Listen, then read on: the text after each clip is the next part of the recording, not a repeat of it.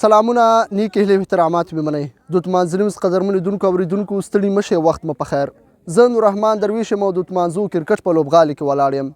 د اتمانزو ځوانانو کرکټ جام سیالۍ په دوام نن ورځ په 1:30 بجه د ګردي پم سټار لوبډله د ګوړکو سټار لوبډلې په وړاندې په همدغه لوبغالي کې سیالي ترسره کوي دا چې کومه لوبډله به بریا ته رسیږي په اړه یې راسره نظرونه شریک کوي د اتمانزو ځوانانو کرکټ جام سیالۍ له پیل څخه تر پایه پورې له اتمانزي نیوز څخه په ژوندی بڼه لیدلی او اورېدلی شئ پاتې حال راسره په ویډیو کې ننداره کوئ